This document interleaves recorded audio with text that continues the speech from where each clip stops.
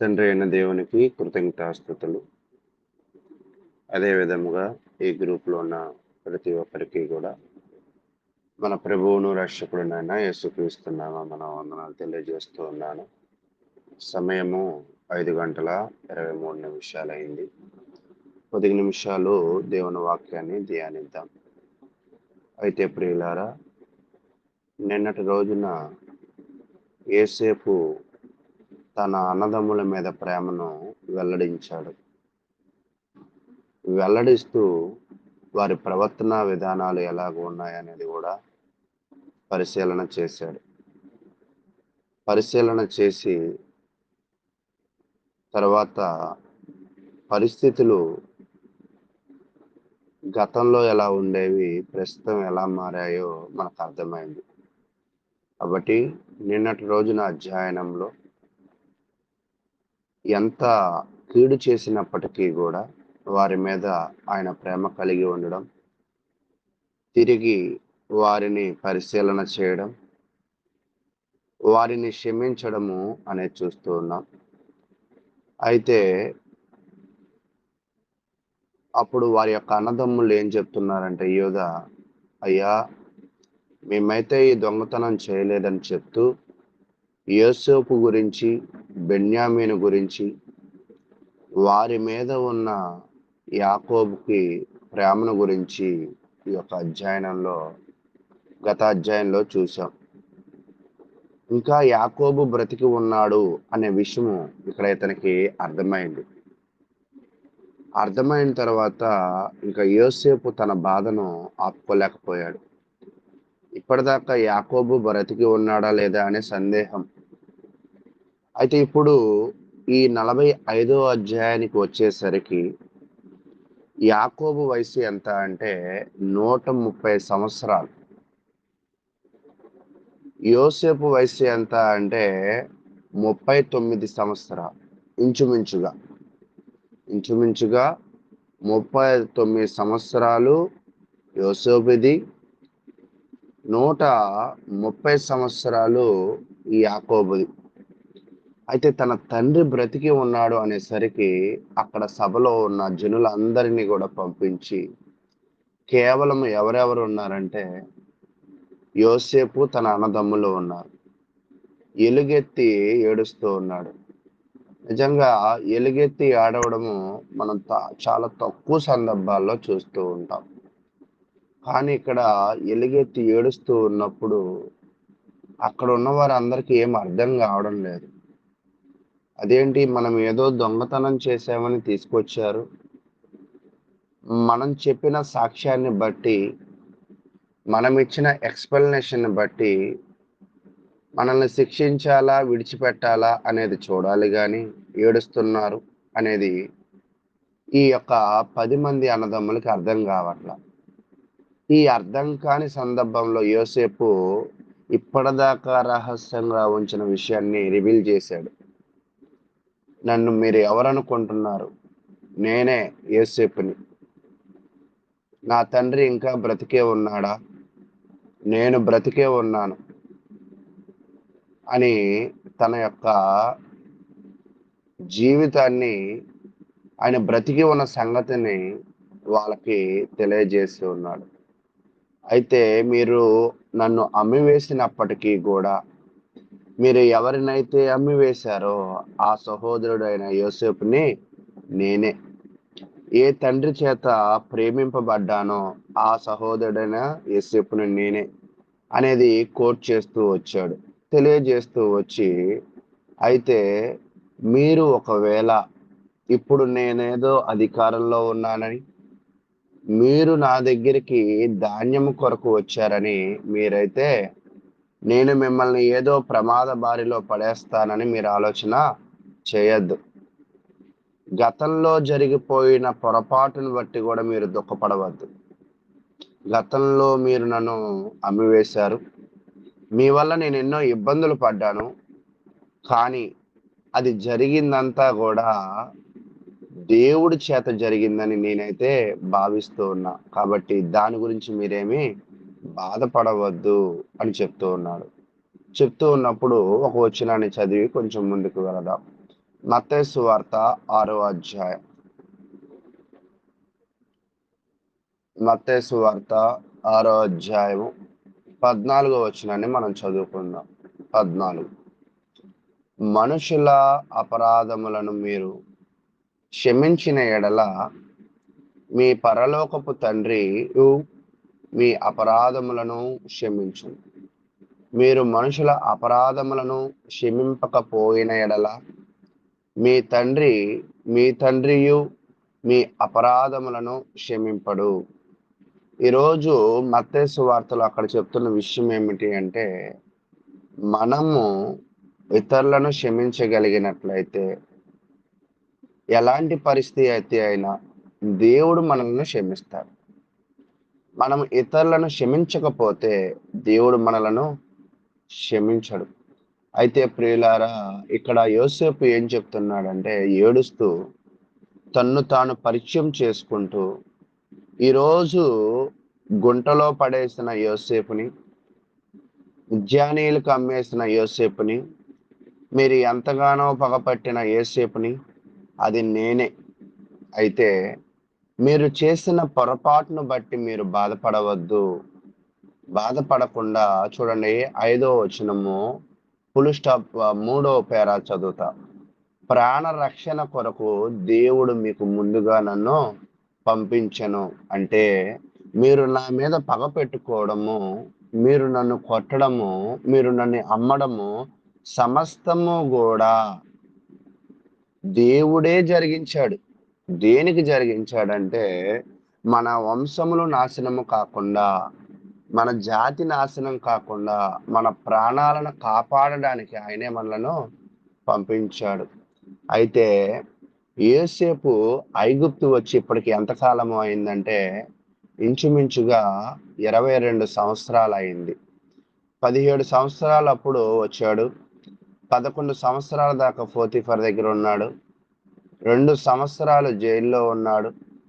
7 సంవత్సరాలు సమృద్ధి పంట వచ్చింది. ఇప్పుడు ఏమంటున్నాడంటే 6వ వచనంలో, 2 సంవత్సరముల నుండి కరువు దేశంలోనున్నది.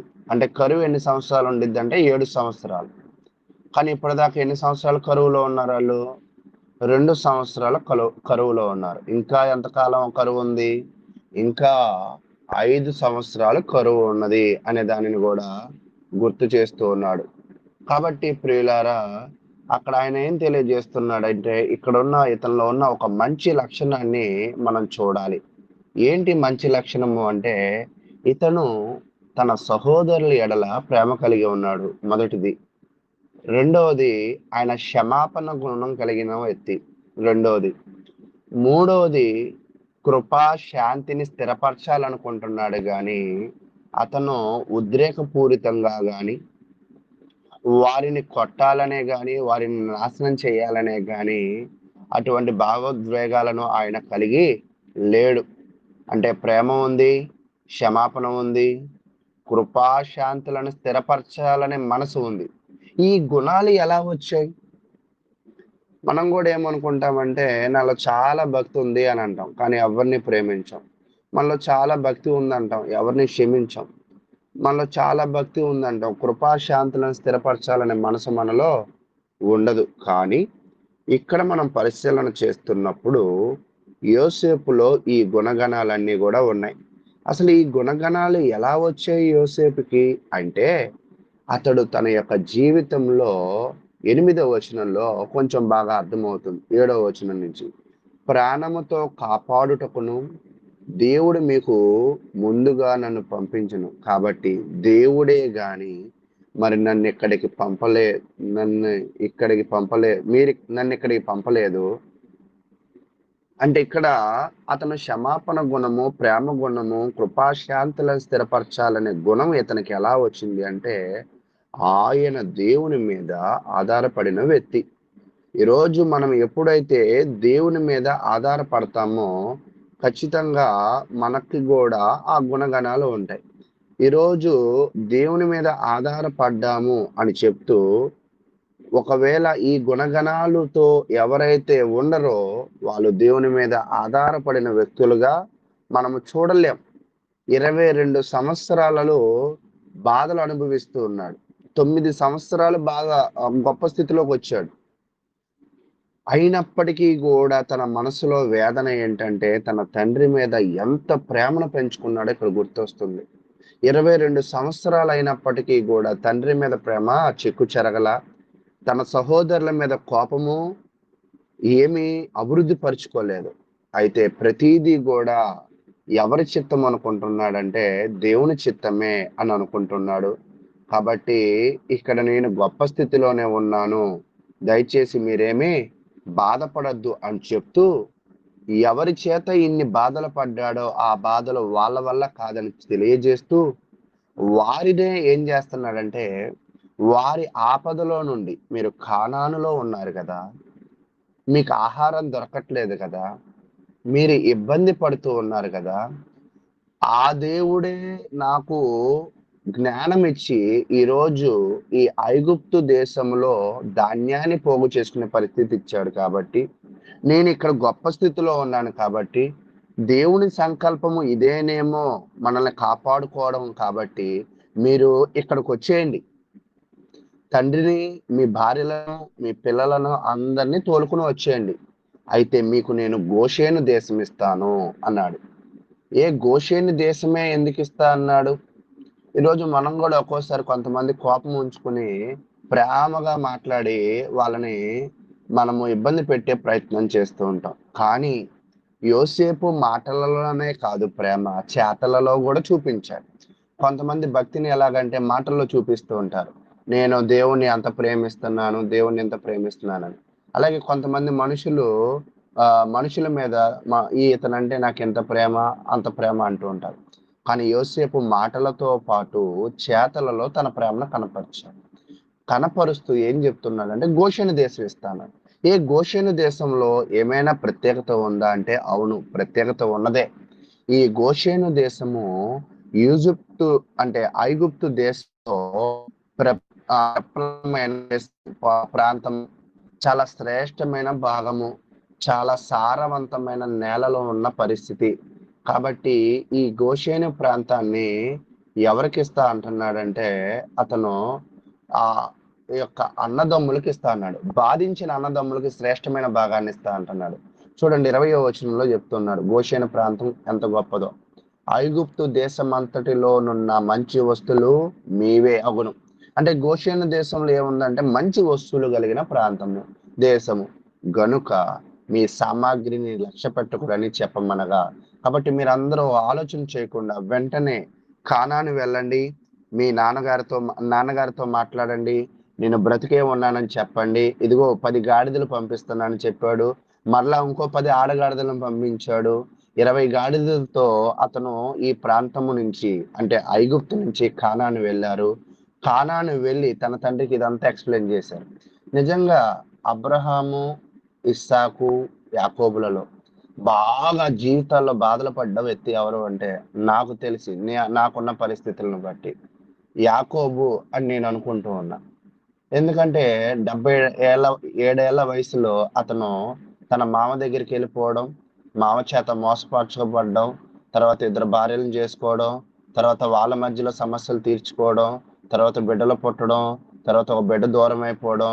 అలాగా అడుగడుగున తన జీవితంలో ఎన్ని ఘట్టాలొచ్చాయో, ఆ ప్రతి ఘట్టాన్ని ఆయన బాధగా తీసుకోకుండా, ప్రతి ఘట్టాన్ని బట్టి మంచి విషయాలు నేర్చుకుని, యాకోబు కాస్త ఇశ్రాయేలుగా మారిన పరిస్థితి. కాబట్టి ప్రియులారా, ఇప్పుడు ఈ ఇశ్రాయేలుకి మంచి రోజులు వస్తున్నాయి. అంటే యాకోబుకి మంచి రోజులు వస్తున్నాయి. చచ్చిపోయాడు 22 సంవత్సరాల క్రితం అనుకున్న వ్యక్తి బ్రతికి ఉన్నాడు. ఆ బ్రతికి ఉన్న వ్యక్తిని మరలా తన తండ్రి మీద, తన అన్నదమ్ముల మీద మంచి ప్రేమను కలిగి ఉన్నాడు. కాబట్టి నిజంగా ఈ యొక్క కుటుంబాన్ని మనం పరిశీలన చేస్తున్నప్పుడు, ఈ కుటుంబ సభ్యులందరూ కలిసే సమయం దగ్గరికి వచ్చింది. చూడండి 22వ వచనం.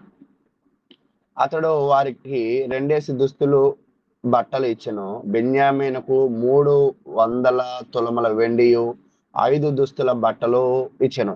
అందరికి ఒకలాగిచ్చాడు. బెన్యామీనుకి ఒకలాగిచ్చాడు. అంటే మీద ఉన్న ప్రేమను వ్యక్తపరుస్తున్నాడు.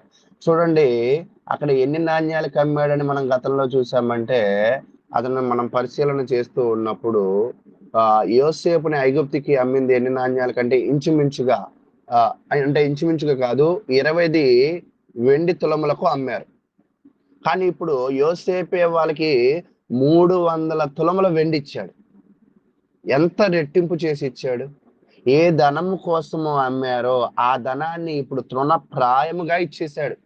తృణప్రాయంగా ఇచ్చేసి మీరు వెంటనే బయలుదేరిపోండి. అయితే ఒకటి గుర్తుపెట్టుకోండి, మీరు గొడవలో పడవద్దు దారిలో అని హెచ్చరిక చేస్తూ యాకోబు దగ్గరికి పంపించాడు. అయితే యాకోబుకి ఇదంతా చెప్పారు వీళ్ళు. కానీ యాకోబు వెంటనే నమ్మల. సరే నువ్వు నమ్మద్దు కానీ ఇదిగో మా దగ్గరకు వచ్చిన గాడిదలను చూడు, మా దగ్గర ఉన్న వస్తువులను చూడు అని వస్తువులను చూపించి మరి అతనిలో ఉన్న నమ్మకాన్ని నిర్ణయించారు. అది 26వ వచనంలో చూస్తూ ఉన్నాం. అయితే 27వ వచనాన్ని ఒకసారి చూద్దాం. 27వ వచనము. అప్పుడు వారు యోసేపు తమతో చెప్పిన మాటలన్నిటినీ అతనితో చెప్పిరి. అతడు తన్ను ఎక్కించుకుపోవుటకు యోసేపు పంపిన బండ్లు చూచినప్పుడు వారి తండ్రి అయిన యాకోబు ప్రాణము తెప్పరిల్లెను. నిజంగా యాకోబుకి ఒకవేళ తన యొక్క కుమారుడు గొప్ప స్థితిలోకి వెళ్తాడని ముందే తెలుసు. కానీ ఇప్పుడు చచ్చిపోయాడని అనుకున్నాడు. కానీ గొప్ప స్థితిలోకి వెళ్తాడని ఎలా తెలుసు అంటే, ఒక కళ ఉంటుంది కదా, ఒక పన్నా లెగిసినప్పుడు మిగతా పన్నాలన్నీ ఇతని కాళ్ళ మీద పడినట్లుగా.